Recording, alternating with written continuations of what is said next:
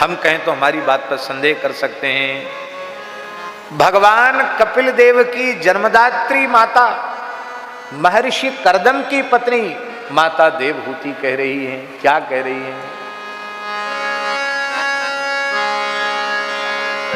अहो बतस्वपचोतो गरियान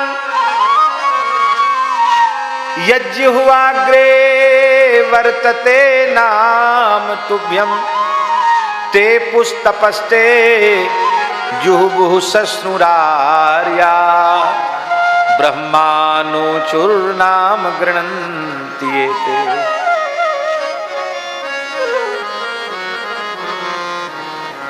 एक तो ऋषि पत्नी है और ऋषि पत्नी में भी राजर्षि मनु की बेटी है। मनु शत्रुपा की कन्या देवहूति और कर्दम जी की पत्नी है और भगवान के सामने बोल रही हैं।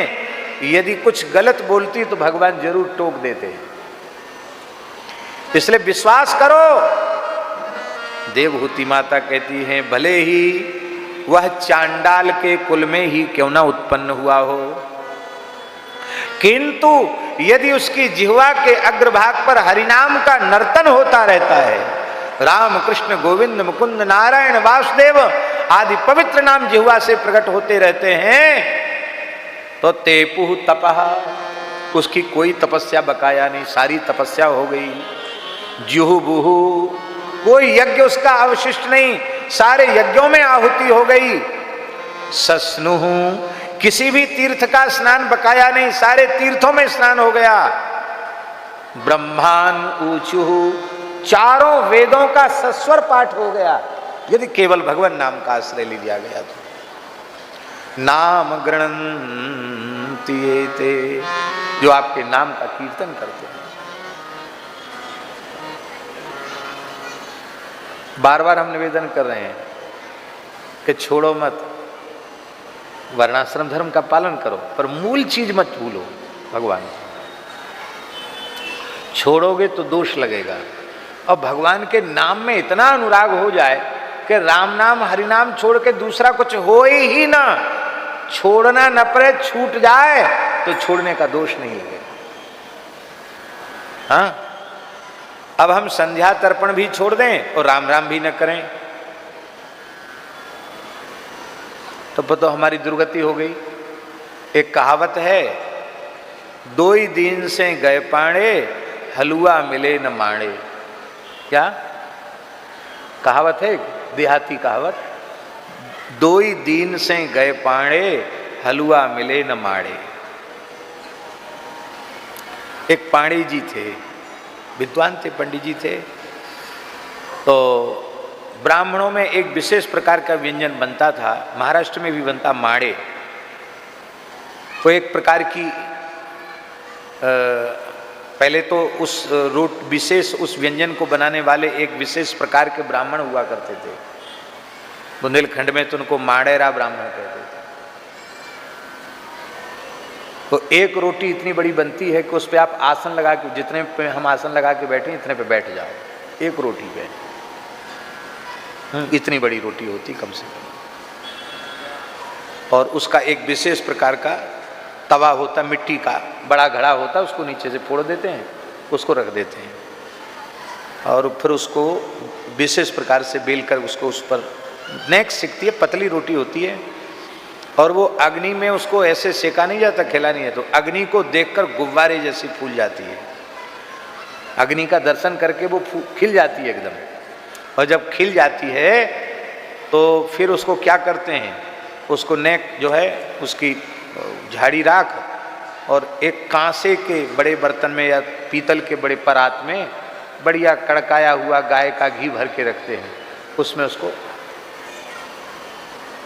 जैसे जलेबी को काढ़ करके कढ़ाई में, उसमें तई में और फिर चाशनी में डाल देते हैं, ऐसे ही उस बड़ी रोटी को, माड़े जिसको कहते हैं, उस बड़ी माड़े को उसको घी में डुबा दिया जाता है। और फिर उसकी कई परत करके, इतनी बड़ी परोस हो गई कैसे, तो उसकी कई परत करके उसको परोसा जाता है। उसको बनाने वाले भी ब्राह्मण होते हैं, उसको परोसने वाले भी ब्राह्मण होते हैं। और उसको खाने वाले भी ब्राह्मण होते हैं। हाँ, अब तो परंपराएं खत्म हो गई, हमने जो देखा है, अनुभव किया, वो हम बता रहे हैं। बिना सिला कपड़ा पहने ब्राह्मण बनाते थे, बिना सिले कपड़े पहने ब्राह्मण पाते थे।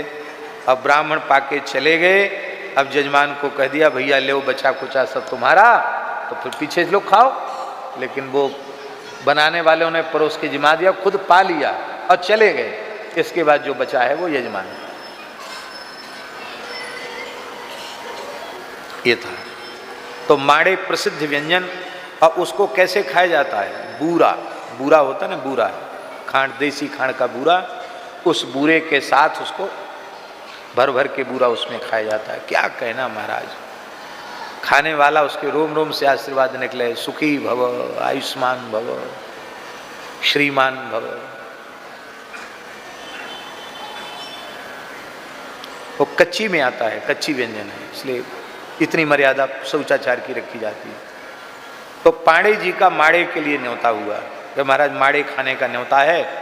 तो पांडे जी जल्दी अपना संध्या गायत्री वगैरह सब कर करा के, और पांडे जी बोले चलो चलते हैं। तो पंडितानी ने कहा, ब्राह्मणी ने कहा कि अरे ऐसे मत जाओ, भूखे पेट मत जाओ, कुछ खा लो।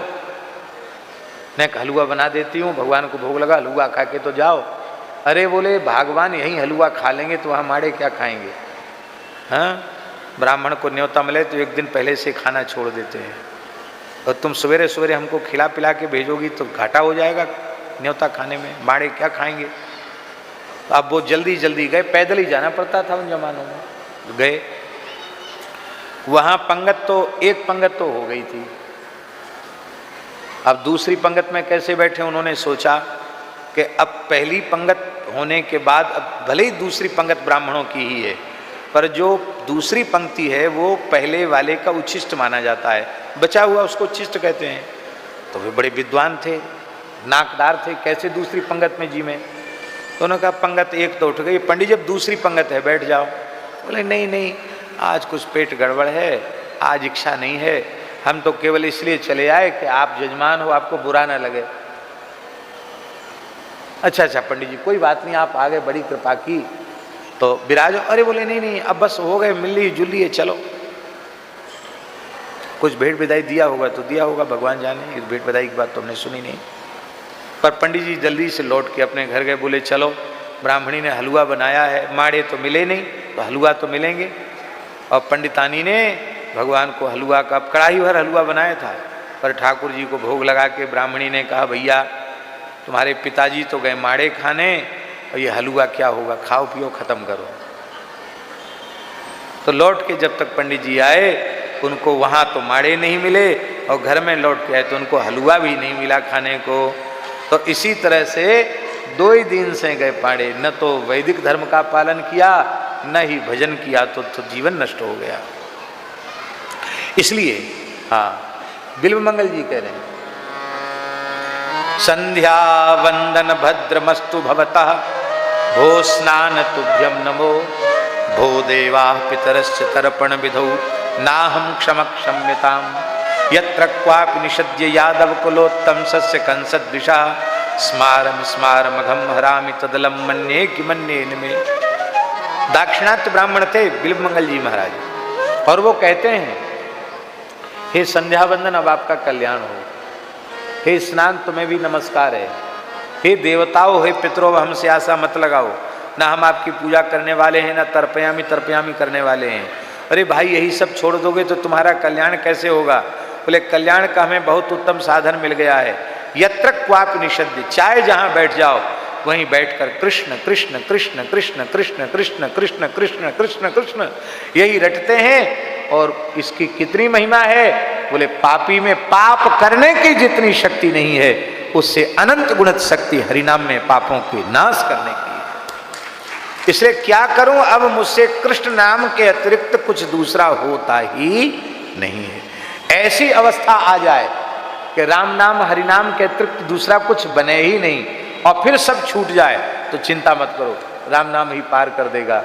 ये भी छोड़ दो और इधर भी भजन न करो, तब सब जीवन बर्बाद हो जाएगा। बोलो भक्तवत्सल भगवान की जय। तो कहते हैं पंडित भूले पढ़ी गुण वेदा, आप न पावे नाना भेदा। संध्या तर्पण अरुसट कर्मा, लागी रहे इनके आश्रम में। चा गायत्री जुग चारि पढ़ाई, पूछो जाए मुक्ति किन पाई। कर्म का बांध्या जियरा, अहनिश आवे जाए। मनीषा देही पाए कर हरि बिसरे, तो फिर पछताए। रमेनी में कबीरदास जी ने कहा है, जोग यज्ञ व्रत दान भजन बिन तुच्छ दिखायो। कबीरा जप तप दी से थोथरा, तीर्थ व्रत उपवास विश्वास। सुवा सेमल से या यूं जग चल्या निराश। सेमल का फल होता है लाल लाल, उसको देखकर तोता उसमें चोंच लगाता है। उस फल का छिलका कठोर होता है, तोते की चोंच छत बिच्छत हो जाती है, उसमें खून भी आ जाता है, चोंच फट जाती है, पर वो पीछे लग जाता है कि इसको तोड़ के मानो, इतना लाल है तो भीतर कितना मीठा होगा। और अंत में जब वो उसका कठोर छिलका टूटता है तो तोते की चोंच में 100 मील की रुई लग जाती है।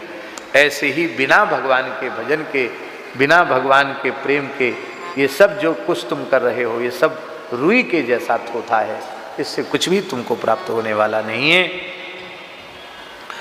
इसलिए का जप जोग तप दाना, जोते राम नाम नहीं जाना। और हिंदू तुर्क प्रमाण रमेनी सवदी साखी, हिंदुओं को भी आपने उपदेश दिया और तुर्कों को भी उपदेश दिया। उसमें ये संघर्ष भी अपनी चरम सीमा पर था, हिंदू तुर्क वाला संघर्ष। उसके लिए वे कहते हैं, हमारे राम रहीम करीमा, केसो अलह राम मति सती सेई। बिस्मिल मेट बिसंबर एके और न दूजो कोई। इनके काजी मुल्ला पीर पैगंबर रोजा पश्चिम निवाजा। इनके पूरब दिशा सेव दिस पूजा 11 गंग दिवाजा। तुर्क मसीत देहुरे हिंदू दूठा राम खुदाई। राम जी दोनों जगह हैं, इसलिए भेद मत करो। यहाँ जहाँ मसीत देहुरा नाही, तहाँ काकी ठकुराई। जहाँ मंदिर भी नहीं है, जहाँ मस्जिद भी नहीं है, क्या वहाँ परमात्मा नहीं है? वहाँ भी परमात्मा है। इसलिए किसी भी प्राणी से द्वेष मत करो। किसी के प्रति धार्मिक खूनी जिहाद जिसको कहते हैं, उस जिहाद का निषेध कर रहे हैं कबीरदास जी कि जिहादी बनकर के धार्मिक खूनी संघर्ष मत करो। हिंदू तुर्क दो राह टूटी फूटी अरु अनराई। अर्ध उर्ध दसों दिश जिततित पूरी रहा राम राई। भैया हिंदू और मुसलमानों सब सुन लो, ऊपर नीचे कण कण में रग रग में श्री राम जी समाये हुए हैं। इसलिए भैया तुम राम जी का विरोध मत करो। कहे कबीरा दास फकीरा, अपनी राह चल भाई। हिंदू तुर्क का करता एक तागति लखी न जाई। हिंदू को बनाने वाला भी वही परमात्मा है। और तुम मुसलमान हो, जन्म से तुम मुसलमान नहीं थे, मुसलमानी की गई तब तुम मुसलमान बने। जन्म से सब भगवान के ही बनाए हुए आए। देखिए एक बात बड़ी ऊंची है, सारे संसार के मनुष्य जन्म से सनातनी ही हैं, क्योंकि उनकी पैदा होने की परंपरा ही सनातन है। इसलिए जन्म से सब सनातनी है। जन्म के बाद फिर लोग अलग अलग, कोई ईसाई हो गया, कोई मुसलमान हो गया, लेकिन जन्म के साथ तो सब मूल में सब वैदिक सनातनी ही थे और हैं। इसलिए वैदिक सनातन हिंदू धर्म को छोड़कर किसी दूसरी दिशा में जाना धर्मांतरण है, किंतु दूसरी जगह पहुंच करके सोच समझ करके विचार करके पुनः अपने घर में आना, ये धर्मांतरण नहीं है, ये अपने स्वरूप का ज्ञान है। इसको घर वापसी कहें तो अच्छा है। भूला भटका, दिन भर का भूला भटका शाम को घर आ गया तो उसको भूला भटका नहीं माना जाएगा। हमारे पूज्य गुरुदेव भक्तमाली जी महाराज जब गोवर्धन विराजते थे और उस समय देश स्वतंत्रता का, स्वतंत्र होने का आंदोलन चल रहा था, और उस समय स्थिति ऐसी थी, गोवर्धन गिरिराज जी के 7 कोस में प्रायः पुराने जो ठाकुर क्षत्रिय थे उनको तलवार की नोक पर उनको मुसलमान बना दिया गया था।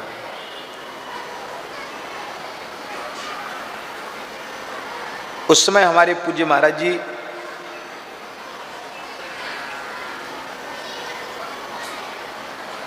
संघ से बहुत गहराई से जुड़े हुए थे।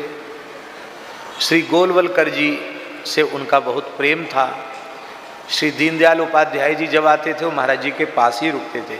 संघ के प्रचारक हुआ करते थे अटल जी, वो भी महाराज जी के पास आकर के रुकते थे। उस समय इतना बड़ा काम किया गया, महाराज जी ने सबको धीरे, बिना हो हल्ला के, बिना प्रचार प्रसार के, उस समय उन सबको बुलाकर धीरे धीरे उनको समझा बुझा करके, भैया तुम जन्म से ब्रजवासी हो, गिरिराज जी के हो, तुम इतनी पीढ़ी पहले सब क्षत्रिय थे और तुमको जब अब देश स्वतंत्र हो रहा है और अब तुम पुनः अपने स्वरूप को पहचानो। बोले महाराज हमारी रोटी बेटी का कैसे होगा? तो दूसरे क्षत्रियों ने कहा कि महाराज की आज्ञा मान के हम करेंगे संबंध, तो हम कैसे पुनः आवें? तो सबको भद्र करा के, चोटी रखा के, सबको तुलसी धारण करा के, मानसी गंगा में स्नान करा के, पंचगव्य दे के, गिरिराज जी की परिक्रमा करके सबके सब क्षत्रिय हो गए। आज भी सब क्षत्रिय हैं, उनको कोई मुसलमान कह दे तो मार डालेंगे। नहीं तो आज गिरिराज जी की परिक्रमा में हिंदू का दर्शन नहीं होता। बहुत बड़ा काम किया और ये सब संभव था, पर देश का दुर्भाग्य था कि एक ही देश में दो प्रकार के कानून बन गए।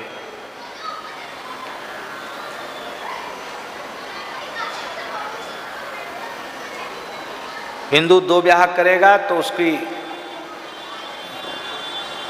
उसको हानि हो जाएगी, उसको सरकारी आदेश नहीं है, और दूसरा 4 कर ले उस पर कोई नियंत्रण नहीं है, वो 50 कर ले तो उस पर कोई नियंत्रण नहीं है, यहां करे तो नियंत्रण है। एक ही राष्ट्र में बहुसंख्यक जिनका राष्ट्र था वे हिंदू ही दूसरे दर्जे के नागरिक हो गए, तो फिर वो क्यों बदलें उसको? जब सुविधा उनको वहां ज्यादा मिल रही है, वो पुनः अपने स्वरूप में क्यों आए? यदि कुछ न हुआ होता, केवल इस देश में एक प्रकार का कानून प्रत्येक भारतीय के लिए बना होता, तो हमारा ऐसा विश्वास है कि बचे खुचे लोग पुनः अपने मुख्य समाज की धारा में आ जाते और ये जो विसंगतियां हो रही ये नहीं होती।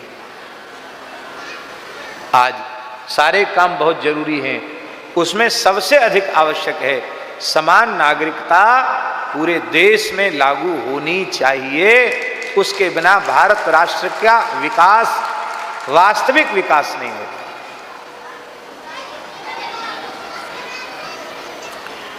अभी आप लोग तो प्रसन्न हो रहे हैं, लेकिन जैसे ही आप बहुत अधिक अल्पमत में आ जाएंगे फिर आपकी कुछ नहीं चलेगी। फिर आप ठाकुरबाड़ी में इस तरह से बैठ के कथा नहीं सुन पाएंगे। इसलिए मेरी एक प्रार्थना है कि हिंदुओं को अपनी संख्या भी कम नहीं करनी चाहिए, संख्या बल बना रहना चाहिए, उसका असंतुलन नहीं होना चाहिए। ये जो परंपरा आजकल चल पड़ी है कि अब हमें बच्चे चाहिए ही नहीं, लड़की हो गई तो हमको लड़का नहीं चाहिए, लड़का हो गया तो हमको कुछ नहीं चाहिए, संयुक्त परिवारों की परंपराएं लुप्त होती चली जा रही है। ये कानून भगवान कृष्ण के अवतार के समय होता तो वे तो 8 में थे, उनका तो जन्म ही नहीं होता है। इसलिए भैया एक से एक महापुरुष प्रकट भये हैं, इसलिए आने वाले जीव की निर्मम हत्या मत करो। भ्रूण हत्या, गर्भ हत्या के जैसा कोई भयंकर पाप नहीं है। स्वामी जी दुखी होते थे इस बात को कह कर करके। हाँ, आप ब्रह्मचर्य और सदाचार पूर्वक आजीवन गृहस्थ रहना चाहते हैं, 1-2 संतान के बाद रह सकते, आपकी स्वतंत्रता है, किंतु संतान के निरोध के दूसरे तरीके अपनाकर और अपनी भोगमयी वृत्ति पर अंकुश न लगाकर आप जो कुछ कर रहे हैं ये नरक में ले जाने वाला रास्ता है, इससे आपका कल्याण नहीं होगा।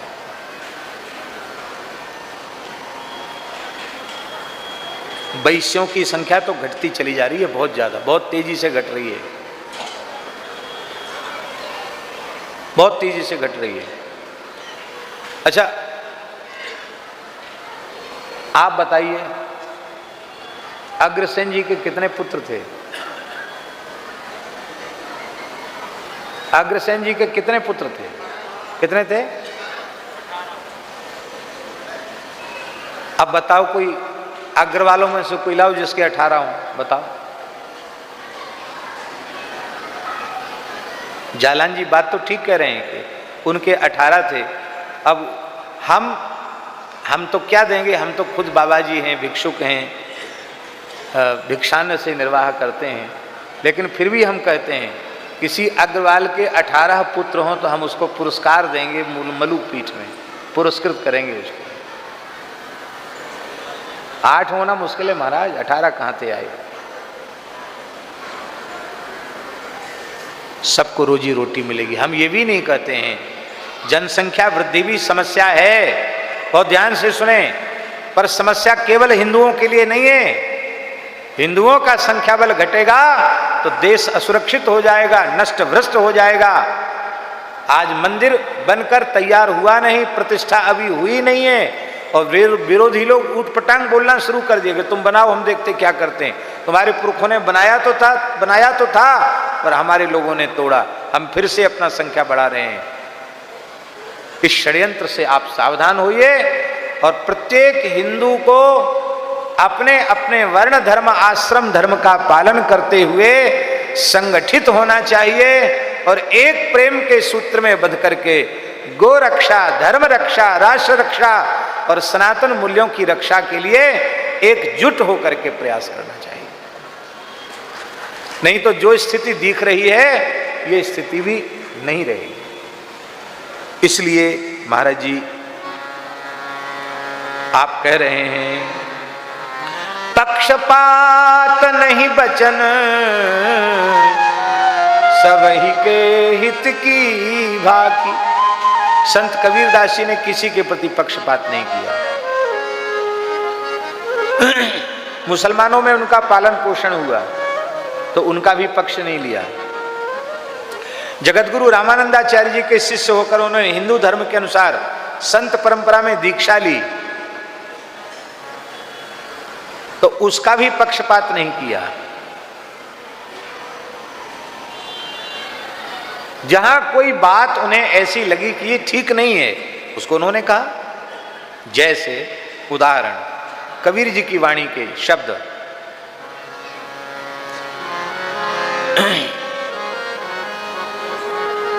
वो कहते हैं चींटी के,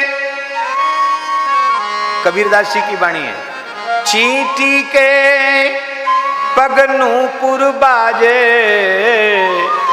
सो भी साहिब सुनता है। चींटी तो जानते ना, चींटी, चींटी जानते हो कि नहीं? आसामी में क्या कहते हैं चींटी को? हैं? आप समझ तो गए ना चींटी, बस तो आसाम की भाषा में जो कहते हो आप समझ लेना। चींटी कितनी बड़ी होती है? इतनी छोटी होती है चींटी।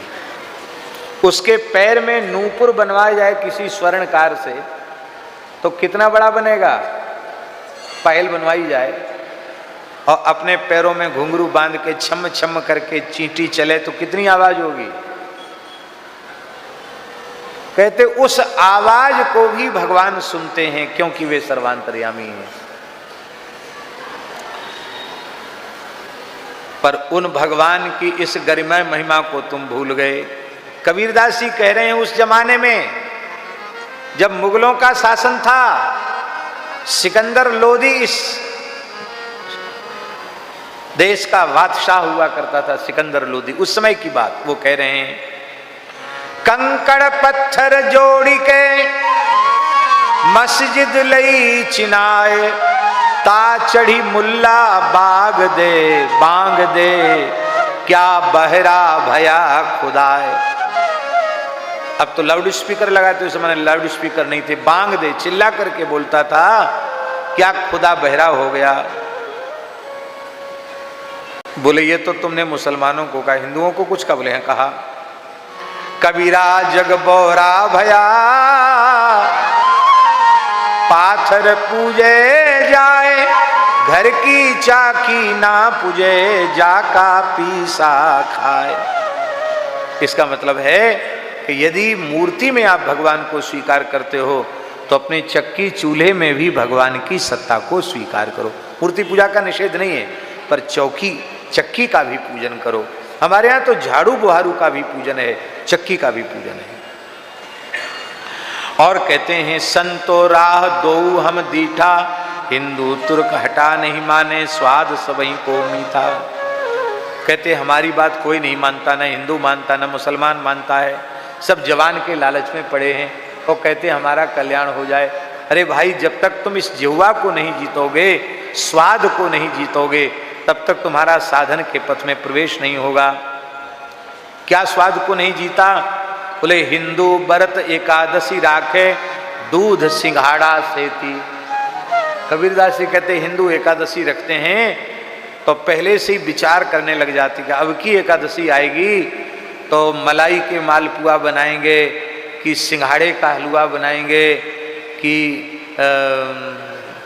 खोए की जलेबी बनाएंगे कि बादाम का सीरा बनाएंगे कि अरवी का साग बनाएंगे और कुटू की रोटी बनाएंगे कि पूड़ी बनाएंगे, काहे की पकौड़ी बनाएंगे। महाराज पूरे 15 दिन में जितना पेट में गरिष्ठ सामान नहीं जाता, उससे ज़्यादा खा लेते हैं एकादशी को। और लोग बड़े विलक्षण लोग हैं। कुछ लोग महानुभाव तो कहते हैं एकादशी है ना, 11 बार तक खाने से व्रत भंग नहीं है, उससे ज़्यादा खा लोगे तो शायद विचार करना पड़ेगा कि व्रत भंग हो गया।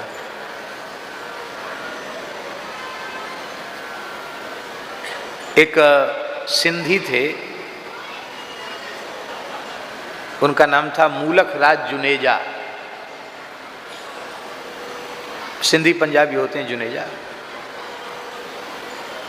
मूल में उनका जन्म पाकिस्तान में हुआ था, फिर भारत आ गए विभाजन के समय।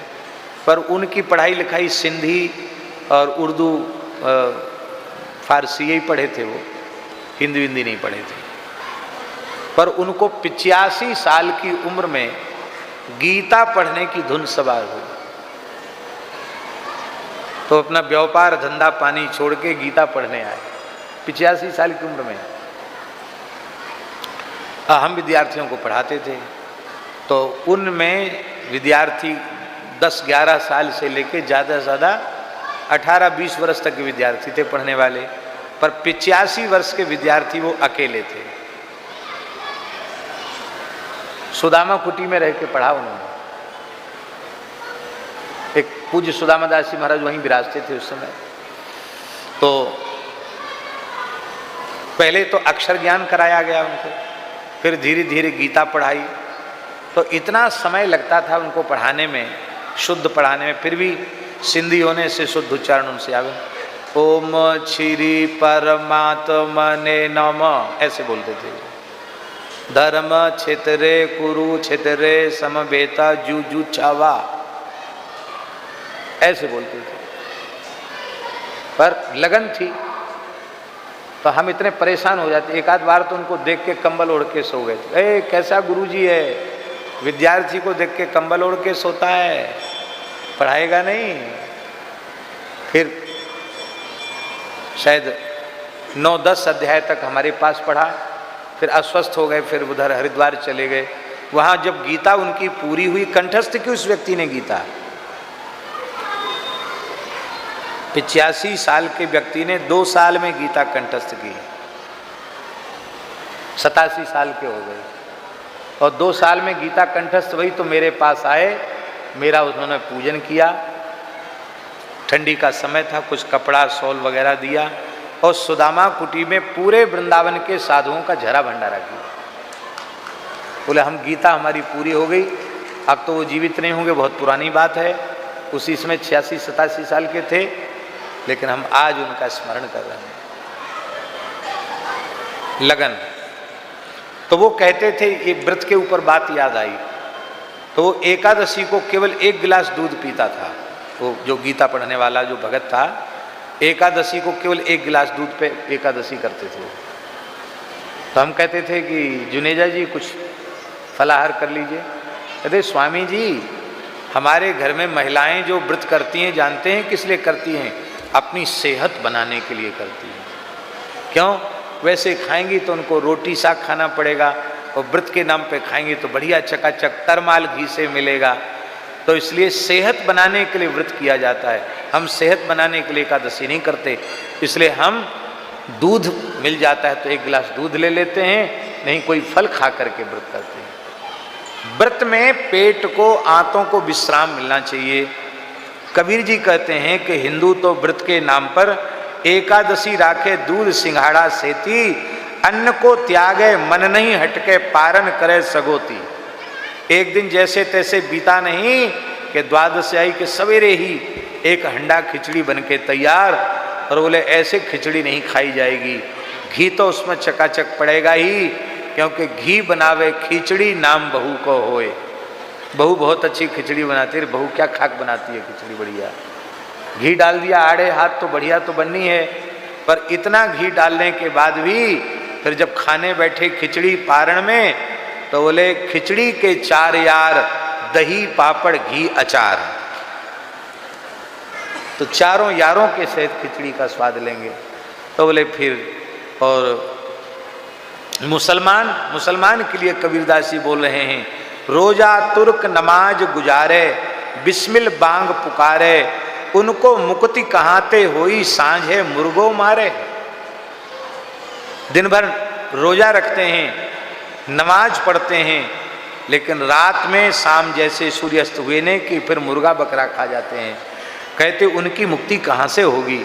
हिंदू तुर्क की एक राह है सतगुरु यह बताई, जिस राह से हिंदू पैदा हुआ उसी राह से मुसलमान पैदा हुआ। कहे कबीर सुनो भाई संतो, राम न कहे खुदाई। इसलिए भैया भेद मत करो। दिन भर रोजा रहते हैं, रात हनत हैं गाय। कबीरदास जी कहते दिन में रोजा रखते हो, रात को गाय का वध करते हो, गोमांस खाते हो, यह तो खून वह बंदगी कैसे खुशी खुदाए। ऐसी तुम्हारी बंदगी खुदा के यहाँ स्वीकार नहीं होगी। तुम यदि प्राणियों की हत्या करके मांस खाते हो तो तुमको नरक जाना पड़ेगा। इधर हिंदुओं से कहते हैं, पाड़े भली कथा कही जाने, औरन परमारथ उपदेशें आप स्वार्थ लपटाने। ज्यों दीपक घर करे उजारो, निज तन मन सन ठाने। मैसी क्षीर श्रवे औरन को आप उसई रुचि माने। श्रोता गोता क्यों न खाएं, आचार्य फिरे भुलाने। यह कली छली सबकी मति नाठी, समुझत लाभ न हाने। हित की कहत लगत अनहित की, रज राजस में माने साने। कहत कबीर बिना रघुवीर ही, यह पीर ही को जाने। राम जी के बिना मेरे हृदय की पीड़ा कोई नहीं जान सकता। रघुवीर के बिना, रघुवीर माने वो राम जी नहीं। लोग कहते कि कबीरदास जी इन राम जी को नहीं मानते थे, दशरथ नंद राम को। ये बात बिल्कुल झूठी है। रघुवीर किसका नाम है? जो रघुवंश में प्रकट हुए हैं उनका नाम रघुवीर ही। इस पीर को रघुवीर के बिना कोई नहीं जानता। केशव, मुकुंद, गोविंद, गोपाल, कृष्ण, राम, सारे भगवानों का, भगवान के स्वरूपों का कबीरदास जी ने बड़े आदर पूर्वक स्मरण किया है। हरि जी यह विचारिया साखी, कहो कबीर भव सागर में जीव हैं जे कोई पकड़े तीर। मोही आज्ञा दई दयाल, दया कर काहू को समझाए। कहे कबीर में कही हारे, अब मोही दोष न लाए। कहते भगवान ने मुझे आज्ञा देकर भेजा है कि संसार में जो गोता खा रहे हैं जीव, उनको तुम राम नाम का के जप में लगा करके भव सागर से पार उतारो। फिर भी क्या करें, मेरी कोई सुनने वाला नहीं है, तो हे राम जी हमको दोष मत देना। जो हमारी बात मानेंगे उनको लाभ होगा, जो नहीं मानेंगे उनको लाभ नहीं होगा। इस प्रकार से श्री कबीरदास जी ठकुर सुहाती के पक्षपाती नहीं थे, सत्य एवं स्पष्ट वक्ता थे।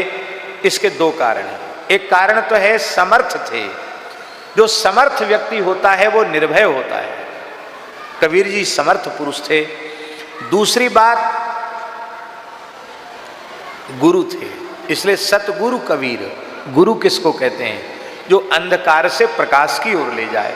श्री सतगुरु कबीर, सतगुरु शब्द इसलिए उनके नाम के आगे लगा कि वे सबके हित की बात कहते हैं। कोवा गुरु यो ही हितोपदेष्टा, जो हितोपदेशक है वही गुरु है।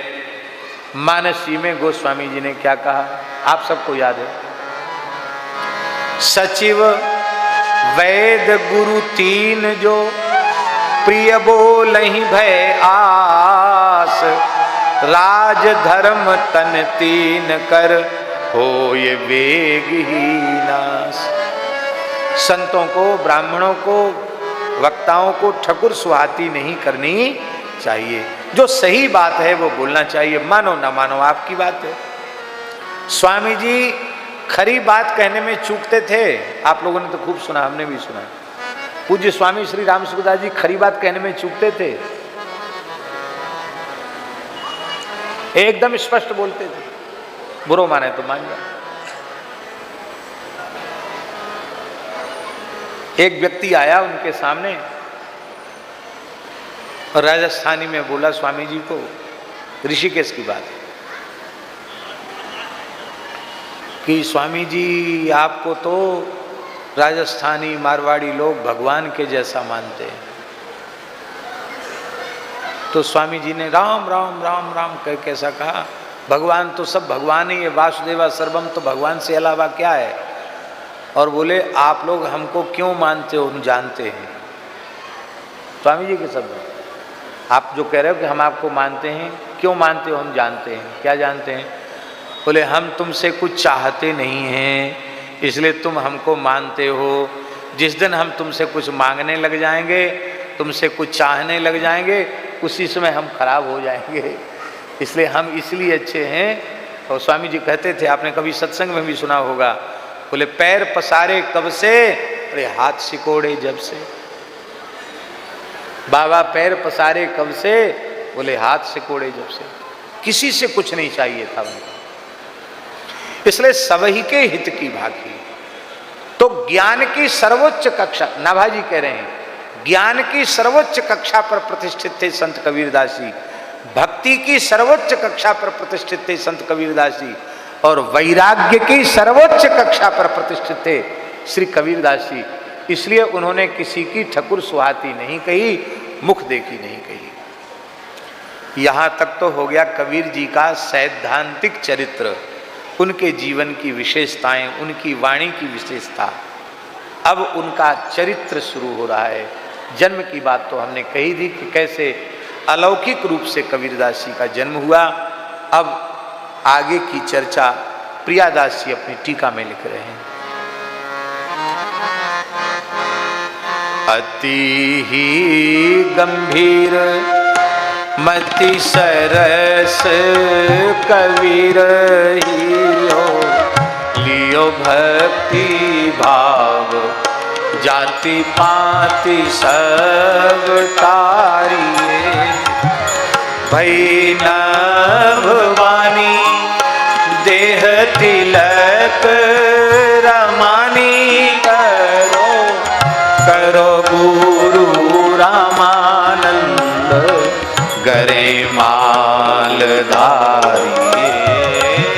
देखे नहीं मुख मेरो मानी के मलेश मोह, जात नान गंगा कही कमल तन डारिये।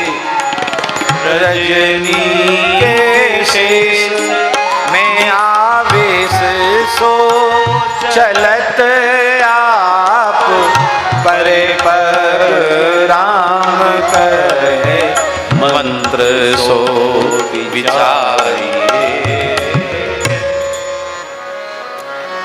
आप लोग सुन चुके हैं कि जगत गुरु श्री रामानंदाचार्य जी ने अपने प्रधान शिष्य ब्रह्मा जी के अंशावतार श्री अनंतानंदाचार्य जी के द्वारा सुधामुची नाम की जड़ी से उनके प्राणों की रक्षा की, और देसी गाय के दूध से उनका बचपन में पालन पोषण हुआ। और जब प्रहलाद जी के ही स्वरूप हैं तो उनकी भक्ति तो जन्मजात है, इसलिए जन्म से ही वो हरि स्मरण करते थे, राम नाम का जप करते थे। ये उनके बाल्यकाल की ही घटना का संकेत है, जो हमने पद बोला था ना, तू मोही कहा पढ़ावे आल जाल, मेरी पटिया पे लिख दे श्री गोपाल। बचपन में कबीर जी को विद्यालय भेजा गया तो सब बच्चों ने तो पाटी पर अक्षर उर्दू पढ़ाई जाती थी, तो आल जाल, अलिफ वे जे से टे थे जीम चे वे के, ये जो उर्दू के अक्षर होते हैं उसमें आल जाल भी आता है, आल चाल उर्दू के अक्षरों में। तो उर्दू पढ़ाई जाती थी। उन्होंने कुछ लिखा नहीं कबीरदास जी ने, बैठे रहे खाली पार्टी लिख करके। बोले तू मोही कहा पढ़ावे आल जाल, मेरी पटिया पे लिख दे श्री गोपाल। तुमको लिखना हो तो गोपाल जी का नाम लिख दो। ये है कबीर जी महाराज, बचपन से ही भगवान के भक्त हैं, जन्मजात भगवान के भक्त हैं। श्री प्रियादास जी कहते अति ही गंभीर मति, ये संत की पहली पहचान है। छिछली बुद्धि नहीं होती है संत की, उसकी बुद्धि गंभीर होती है।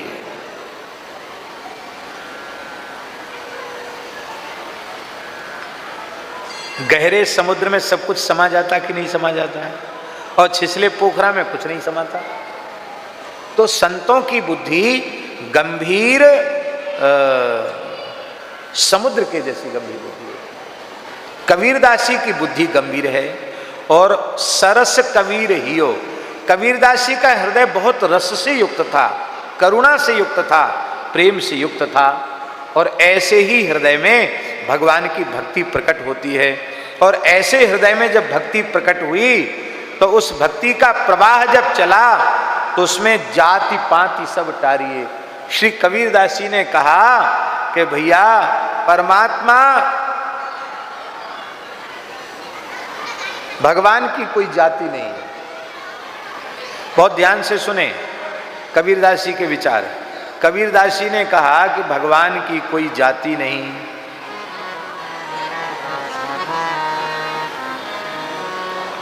भगवान की जाति क्यों नहीं? ऐसे विचित्र विचित्र पद हैं कबीरदास जी के कि आप सुनकर हंसेंगे भी और आश्चर्य भी करेंगे। एक पद की एक पंक्ति हम बोल रहे हैं, भगवान से बोलते हैं, तेरी जात न जानी जाए बलम मेरो सत जतिया, तेरी जात न जानी जाए बलम मेरो सत जतिया। हमारा बलम, हमारा स्वामी, हमारा प्रीतम तो सत जतिया है। इसका मतलब सभी जातियां उनकी ही हैं। इसलिए सभी जातियों में उत्पन्न मनुष्य भगवान की शरण ले सकते हैं। सभी जातियों में उत्पन्न मनुष्य भगवान का भजन कर सकते हैं। सभी जातियों में उत्पन्न मनुष्य आत्म कल्याण का साधन कर सकते हैं, हरि नाम का जप कर सकते हैं। ये कबीरदास जी कहते हैं। एक दिन कबीरदास जी बैठकर राम राम जप रहे थे। अभी कबीरदास जी की आयु बहुत बड़ी नहीं थी, छोटी ही आयु थी कबीरदास जी की। संवत 1455 में ज्येष्ठ की पूर्णिमा सी तिथि को सोमवार के दिन श्री कबीरदास जी का प्राकट्य हुआ। बोलो संत श्री कबीरदास जी महाराज की जय। तो आकाशवाणी हुई,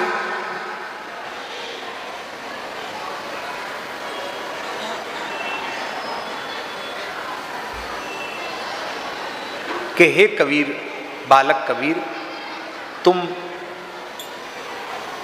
इसी काशी में विद्यमान विराजमान, पंचगंगा घाट पर विराजमान जगत गुरु श्रीमदाद्य भगवान रामानंदाचार्य जी के चरणों में जाकर उनसे दीक्षा प्राप्त करो।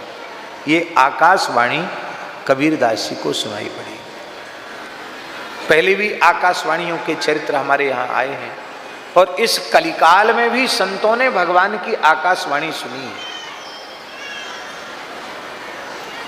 हमने प्रामाणिक पुरुषों से सुना है कि करपात्री जी महाराज भी तीव्र वैराग्य का भाव लेकर हिमालय चले गए थे, पर एक दिन उन्हें आकाशवाणी सुनाई पड़ी कि इस समय वैदिक हिंदू सनातन धर्म की रक्षा की आवश्यकता है, तुम गोरक्षा और सनातन की रक्षा के लिए जाओ और धर्म का प्रचार प्रसार करो। ये आज्ञा उनको ईश्वर की सुनाई पड़ी।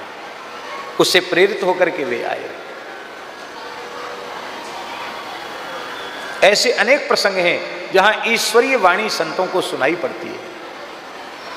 ईश्वरीय वाणी संत कबीर को, बालक कबीर को सुनाई पड़ी कि तुम रामानंदाचार्य जी के शिष्य हो जाओ।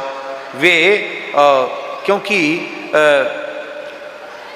जब तक सद्गुरु चरणाश्रय नहीं लोगे तब तक तुम्हारी भक्ति वैधि नहीं मानी जाएगी, क्योंकि उसमें एक गुरु परंपरा होनी चाहिए। भजन का तरीका मनमुखी नहीं होना चाहिए, गुरुमुखी होना चाहिए। गुरु परंपरा से युक्त भजन का तरीका होना चाहिए, संप्रदाय की परंपरा होनी चाहिए। आपने कहा कि हमने तो सुना है, आकाशवाणी से कहा कबीर ने कि हमने तो सुना है कि वे किसी म्लेच्छ का मुख नहीं देखते हैं, मैं तो म्लेच्छ हूँ, मेरा मुख नहीं देखेंगे। तो जब मुख ही नहीं देखेंगे तो वो हमको हमारे ऊपर कृपा कैसे करेंगे, दीक्षा कैसे देंगे। आकाशवाणी ने कहा तुम चिंता मत करो, वे पंचगंगा घाट पर रोज स्नान करने गंगा जाते हैं, तुम घाट की सीढ़ियों पर लेट जाना और उस समय सहज ही तुम्हें दर्शन हो जाएगा, और अंधेरे में उनका चरण जब तुम्हारे शरीर पर पड़े उस समय उनके मुख से जो कुछ निकले उसी को तुम मंत्र मान करके ग्रहण कर लेना। आकाशवाणी ने उपाय भी बता दिया। यहाँ एक विशेष बात जो हम कहना चाहते हैं, सरस कबीर ही हो। कबीर जी रूखे सूखे शुष्क ज्ञानी नहीं थे, उनका हृदय अत्यंत प्रेम से सराबोर था, सरस था। श्री कबीरदास जी का हृदय। हमारे वृंदावन की एक घटना आपको सुना रहे हैं। वृंदावन में रसिक भक्तों की परंपरा में, आचार्यों की परंपरा में एक तो श्री स्वामी हरिदास जी महाराज हुए, जिन्होंने बांके बिहारी जी को प्रकट किया। टटिया स्थान, गोरीलाल जी, रसिक बिहारी, ये सब उनकी परंपरा के स्थान है। ललिता सखी के अवतार स्वामी हरिदास जी, विशाखा सखी के अवतार श्री हरिराम व्यास जी, जिनका जन्म ओरछा में हुआ और भगवान शंकर ने, काशी विश्वनाथ ने आज्ञा दी तब वे वृंदावन आए। और श्री हित हरिवंश महाप्रभु जी का चरणाश्रय लेकर उन्होंने भजन आरंभ किया। विशाखा सखी के अवतार हरिराम व्यास जी और भगवान की वंशी के अवतार श्री हित हरिवंश महाप्रभु, राधा वल्लभ संप्रदाय के प्रवर्तक आचार्य चरण। ये महापुरुष, इनको हरित्रयी कहा जाता है। ये वृंदावन में एक ही काल में हुए, पर पहले निकुंज प्रवेश स्वामी हरिदास जी का हुआ, बाद में निकुंज प्रवेश हरिवंश जी का हुआ, और सबसे आखिरी तक हरिराम व्यास जी वृंदावन में विराजमान है। तो हरिराम व्यास जी के चरित्र में नाभाजी ने लिखा है कि वो भगवान को इष्ट मानते थे और भगवान के भक्तों को, संतों को अति इष्ट मानते थे। अति इष्ट माने इष्ट का इष्ट, भगवान के भी इष्ट संत भक्त हैं, इसलिए नित्य किसी न किसी संत का ध्यान करते थे। एक दिन श्री हरिराम व्यास जी ने श्री कबीरदास जी का ध्यान किया, तो कबीरदास जी का चरित्र, उनकी वाणी पर उनका ध्यान गया, तो उनके मन में आया कि कबीरदास जी महाराज सिद्ध कोटि के संत तो थे, पर शुष्क ज्ञानी थे, वे रसिक भक्त नहीं थे।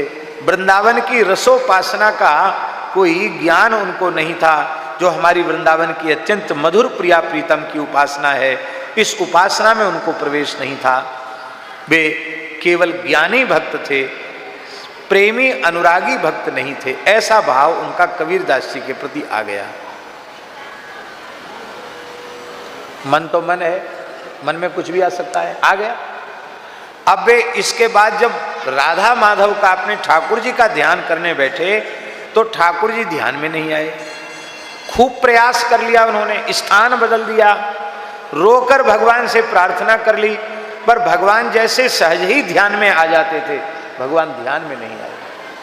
तब श्री हरिराम व्यास जी अपने सदगुरु श्री हित हरिवंश महाप्रभु के चरणों में गए। बोले क्या अपराध बन गया, आज प्रिया प्रीतम हमारे ध्यान में नहीं आ रहे हैं, लाडली लाल जी हमारे ध्यान में नहीं आ रहे हैं। श्री हरिवंश जी ने कहा कि निश्चित ही तुमसे किसी न किसी संत का अपराध बना है।